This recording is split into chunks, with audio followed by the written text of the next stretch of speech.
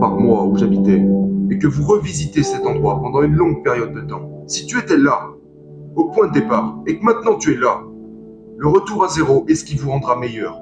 La douleur, les coups durs, les obstacles créent cette croissance. Il n'y a pas de douleur quand vous n'avez pas encore commencé à jouer. Parce que tu penses qu'il y en a. C'est quand tu réussis que... C'est ça. Quand tu passes à travers autant de souffrances, tu réalises que c'était insignifiant. Pourquoi? J'ai mal, je vais aller me faire masser aujourd'hui. J'ai faim, je vais manger. Le réfrigérateur était toujours plein. Donc vous vivez dans la zone de confort. Et du coup, votre niveau d'inconfort est vraiment minuscule par rapport à l'inconfort que vous viviez dans cet espace à 7 dollars par mois. Donc vous devez revenir à ce niveau d'inconfort total pour ensuite élever le niveau de votre vie actuelle. Quand je dis d'y revenir, je ne dis pas d'y rester. Visitez-le. Ensuite, vous élevez votre niveau. Maintenant, je n'ai plus besoin de revenir en arrière et de le revisiter. Je n'ai plus à y penser. Il vit avec moi maintenant, chaque jour de ma putain de vie. Ce sentiment que j'avais de devoir revenir en arrière, j'ai trouvé un moyen de l'avoir.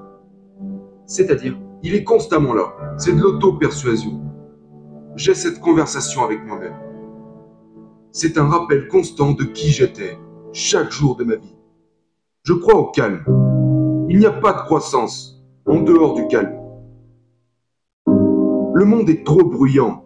Votre esprit a besoin de calme pour que vous puissiez trouver qui vous êtes. Les gens me demandent, quel est ton but? Que fais-tu ici? De nos jours, vous ne trouverez pas votre but, sauf si vous vous enfermez dans une pièce calme et sombre, dans votre propre tête. Là, vous trouverez, parce que c'est trop bruyant.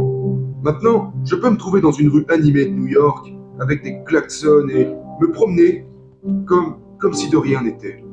C'est moi et moi-même, mentalement calme. Et quand vous réfléchissez constamment sur qui vous êtes, d'où vous venez, le voyage que vous avez traversé, le voyage que vous continuez de traverser, ce sentiment est toujours présent. Vous ne permettez pas au monde de vous écarter si rapidement de vous-même que vous oubliez. De vous écarter de vous-même si rapidement que vous oubliez. Il ne s'agit pas de rester dans ce moment. Il s'agit de savoir que ce sentiment vous suit. Comme votre respiration.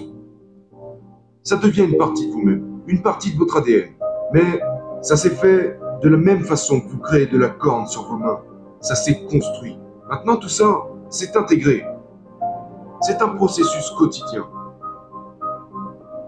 J'ai dû quitter cette course qui s'appelait la Badwater. 217 km? Ouais, à travers la vallée de la mort. C'était en 2014 lorsque je suis tombé gravement malade. Je me suis retiré de la course au 80e kilomètre. Je suis allé aux urgences. Et le médecin disait, genre, nous ne comprenons pas. Nous ne trouvons pas ce qui ne va pas avec vous.